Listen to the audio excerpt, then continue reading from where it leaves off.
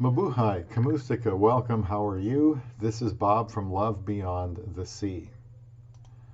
Things that can frustrate you and your Filipina wife. I want to talk about that in today's video, continuing with experiences we've had that have caused some conflict, but we have learned from. And by the way, my wife has learned and adjusted as well in nearly 6 years of marriage. Subscribe to Love Beyond the Sea for practical relational information about a marriage. I don't advocate just having a girlfriend. That seems kind of silly for an adult. Get yourself a wife. That's what you need. That's where the benefits are. Let's start with learning to trust. You'll have to do this for your relationship to get better, learning to trust. She has left everything to be my wife. I told her even before we married that as much as possible I would defer to her unless I had a good reason to say no. There was a time she wanted to know about a possible financial opportunity for us. I won't say what it was exactly, and I wasn't sure about it, but I asked her if she thought it was the best way to use the money right now that we could use. I never asked her, but I perceived this was a crucial test of how much I trusted her. Now that I think about it, we've had a lot of disagreements early on that later I believed were from her wanting to prove her worth to me, that she was capable of making good decisions, that I thought she was competent. And even after nearly 6 years of marriage, I still get that impression sometimes. If I had said no to this aforementioned situation, I didn't see any good coming from that. I could have said, no, you need to submit to me, and this wasn't the best way to use the money. That would be fine. However, I believe my wife was trying to act responsibly. I am pleased she would be looking at opportunities for an investment. If it ended up not being profitable, my wife could not be upset that I trusted her to try this.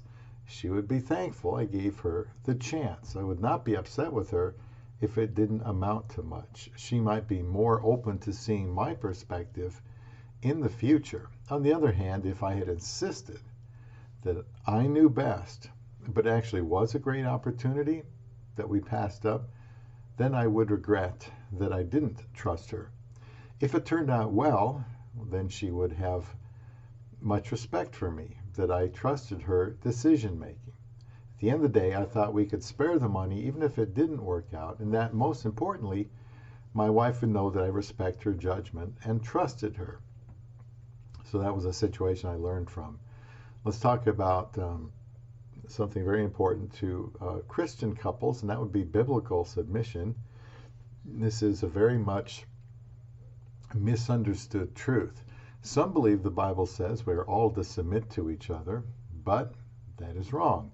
You've got children submitting to parents, workers to their bosses, people of government, wives to their husbands.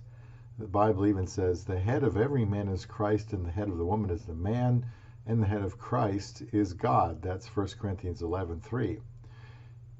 I think it's in part 3 of the Stinking Thinking series I have, where I do talk about this biblical submission more in depth, and I actually did a live stream, if you want to search for that, on that very particular misunderstood topic. There are many passages about this. Here are 3 keys for this video. Number 1, husbands and wives need the Holy Spirit to fulfill their biblical roles of husband, the protector and provider, and the one who gives up his life for his wife, and the wife as the submissive helper. Remember Genesis 2:18? It's not good that the man should be alone. I will make him an helper suitable for him. If the husband is loving, number 2, if the husband is loving his wife the way Ephesians 5 teaches him to do, giving up his life for her, the wife is in an environment where submission is made easier. 3, being the head means influence, responsibility, servant leadership. And I have a multiple part series. It's about how to earn the respect of your Filipina. I think it's 4 parts because there's so many different things that you can do that I believe will be helpful to you to be the kind of man that your wife will want to submit to. I have emphasized in our marriage that I am her authority. If I try to get rid of this stupid notification, that I am her authority as per the Bible, and she should submit to me in everything, like the Bible says, as long as I don't ask her, to sin or to do something she's really uncomfortable with. And that I am responsible before God for her well-being in every way. I'd like to think, that being the case, that she would not find it difficult to submit to what I think is best. After all, I am the CEO of this marriage. Now, I think that my wife and most women probably want to be submissive. I really do, but sometimes it isn't easy for her. In this matter, it was best for me to defer to her, since biblically I am also allowed to, if I think that she may have a good idea. Being the head doesn't mean that you write executive orders and make dictations all the time. It means that you are responsible to God for her and the decisions you make, and that the things that you decide, she should be okay with, because they're for her good and for your good. Because I'm only trying to have a biblical marriage. I didn't write that the husband is the head of the wife. God did, and that is more responsibility and requires more sacrifice, I think, than the role God gave the woman. I realize that conception of submission, or that concept of submission, is scorned in the world today. And not all Christians want to accept it, but that is God's way. Obviously, it is hard for a wife to submit herself to an abusive husband, so I need to make sure this is not difficult for her. Now, the wife submits to the husband submits to Christ, and Christ submits to the Father. That does not give me the right to lord it over her. I am to put her needs above my own. I'm to give up my life for her as Christ gave up his life for his bride, the church. And again, I did an entire live stream on the topic of submission. You can find in the playlist of live streams. I think there's like 61 live streams I did before I decided to stop. Now, should I get to 1,000 subscribers, I would enjoy doing lives again. I got 700 today, so that's a high water mark for the channel. So again, please subscribe to Love Beyond the Sea if you want down-to-earth, practical information on the marriage aspect of being with a Filipina. I've got many videos out of over 700 that will help you with dating, long-distance relationship, that sort of thing, communication. Although almost the entire time we've known each other, we've been married. So that's what I had to focus on. And I don't think you find many channels like that are just going to talk about the nuts and bolts of, being a good husband to the woman that you've already married. You've made the choice, and I can help with what to look for. But once the decision has been made, then you got to start leading. And that's what I want to help with here in Love Beyond the Sea. And I've also got podcasts on casting beyond the sea on Podbean and many other places, so you can look for those too. The next thing here I'm going to talk about that has helped us to learn to improve in our relationship in 5 years and 8 months, I'm going to call this food for thought. Here's what that's about. When we first were together, we went to grocery stores a lot. We did our grocery shopping. It was kind of fun going to Aldi's, among other places, and checking that out. Now, I have to tell you, I love my wife's little body. She is a Filipina, after all. I tell her all the time how her little 4'11", 94-pound body drives me crazy. When I saw her reaching for potato chips and donuts and pizza, I was aghast. She jokes with me that she wants to put on 10 kilos. I tell her, what for? When I would point out why so many foods are not really food at all and will make you unhealthy, she took it as me trying to control what she ate. I want her to eat good food. I don't want her to eat like many American women do. And she would comment now and then how I wanted to control everything she ate, which was an exaggeration. I try to eat well myself. That's one thing I can do by example. But I also I think I should explain why. Just because there's something sold out there to eat doesn't mean our body wants it. She has seen some very heavy women here, which has, I hope, has an effect on her. She tells me she has good genes and no one in her family is fat. I wonder if some of that is because they can't afford to eat all the food that we have in abundance here in America. She wears a size 0 shorts, extra size, extra small, or small, and everything else. And she cooks good for food for us. And but she has a sweet tooth as well. I hope I'm having an influence on her to some degree. She can eat more Asian food at the buffet than I can, and I like some of it.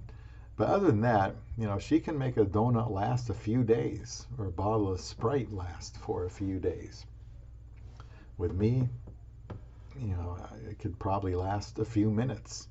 I don't want her to get carried away. And I've honestly told her that I would like her to keep her nice little figure. I think you should be honest about what is important to you. My eating habits at times are not good, and I always try to get right back in the saddle and eat like I should. But I think there were times I probably projected my own lack of self-control onto her, assuming that that's what she would do. I had been eating brown rice for quite a while when we got married, and when I went to the Philippines to meet and marry her, I realized that almost no one ate brown rice that I saw, and I asked her why that was, and she said brown rice is more expensive. I told her that brown rice is healthier, and I wanted to keep eating it and preferred her to, but she is used to white rice and just likes the taste better. For a while she was mixing them together, brown rice, white rice, but settled on white rice only. And I accepted eating white rice only too. In fact, when I go upstairs and notice the rice cooker is empty, or it's empty and needs to be cleaned, I clean it up and start making some more rice so it is ready when she gets home from work. White rice is a necessity for a Filipina, and sometimes you can get a great price on it in 25 or 50 pound sacks at your local Asian market. Now the next one I want to talk about, something that we had to deal with earlier. I'll call this the early bird gets the night owl frustrated. Wouldn't you know it, but I married a night owl, and I'm an early bird. I don't think anything good happens after 8 p.m. I have almost always worked a first shift job, and I like to take my time in the morning getting ready, which includes breakfast and a little internet. It's nice to get up when it's still dark and drive to work or somewhere before anybody else is really stirring around. I mean, that's when I had my energy and concentration, was first thing in the morning. But my wife is not an early bird. I get up an hour and a half, when I was working before work, and my wife would get up 10 to 12 minutes before she left.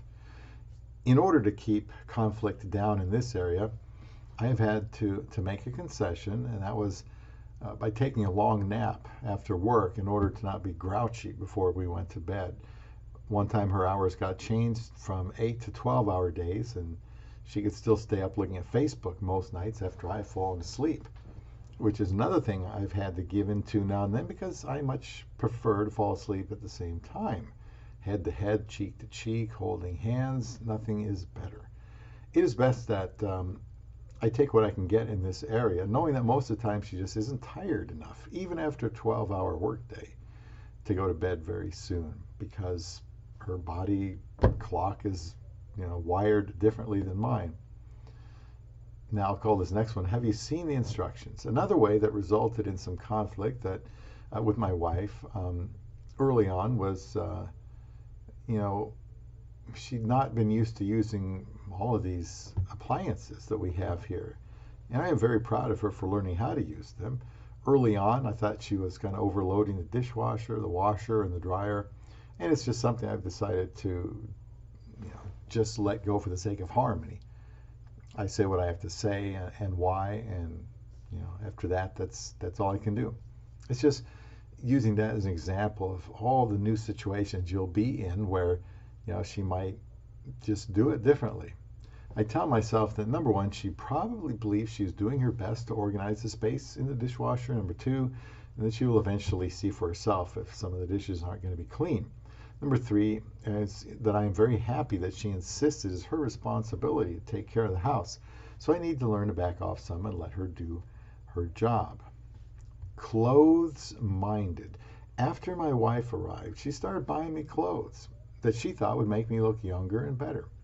I rarely wear any of my other clothes. I mean, this one I am for this video, but they're still in the closet. I may have balked a little bit at first, but once again, I needed to remind myself that she really was making me dress better, and that shows that she cares about me and how I look and how others see me. At work, she made me a sharp-dressed man. Some of her coworkers asked if I was a supervisor, which I wasn't. I appreciate everything that my little woman has done for me. I have asked her to sometimes wear clothes that are appealing to me that I bought for her. She has this little hourglass-shaped figure that I see no reason why she shouldn't wear some flattering clothes. You know, she has maybe reluctantly done this because she is modest, and that's a good thing, but I'm not asking her to look like a prostitute just to enjoy the beauty of her youth. For some reason, she doesn't seem to like white pants, but she reluctantly let me buy her white pants, like jeans or stretch pants or something, or both. I don't quite understand that, but I'm just saying this to show you there always are things that can be a cause for conflict that you may not understand. Another one, here we go again. When we got married in the Philippines, I knew she didn't like my hairstyle, as she is used to seeing short hair on men in the Philippines. And before she arrived to be with me, I cut my hair on my own just to please her. Since she has gotten here, she has wanted me to cut it even shorter, and I obliged. I have to admit, it has been an improvement. At least I am liking it now. Now she wants me to grow it longer. I think it's going to stay shorter. In the process of this, I have told her how much I love her beautiful long Filipina hair, black hair, and that I don't want her to cut it shorter. Yes, this has been a cause of conflict. Can you relate to that? There are some women, in my opinion, who can look good in short, boyish hairstyles, and I like that, but most women can't. Filipinas, like many other women, I think look best with long, lovely, feminine, girly hair. Drives me crazy. When we visited the Philippines one time, she shocked me by cutting her hair. Well, it wasn't, really short, but it wasn't really long, and I was very matter of fact how I did not really like that she did that, but I was kind of expecting it. She had dropped some hints. No good was going to come from, hammering her all the time about it, since it was already done. So I told her once again how I felt about this, and I wanted her to let it grow out. That's what I preferred very much. She told me she wanted to try that hairstyle, and it looked all right on her, I admit. It just wasn't, what I wanted it to be. This can be a tricky situation. I believe a wife should make herself look appealing to her husband. And I've, told her why it's important to me. I know I can't force her to keep her hair long and luscious, but can stress how important it is to me that it be long. In my experience, most men want a woman with long hair. I recently agreed to let her cut her hair again after not cutting it for a year and a half, and I have to admit, it looks, cute on her. Stay tuned for the final part in this helpful series about ways that we have improved in our 5 years and 8 months of marriage that can help you get off to a good start with your love beyond the sea.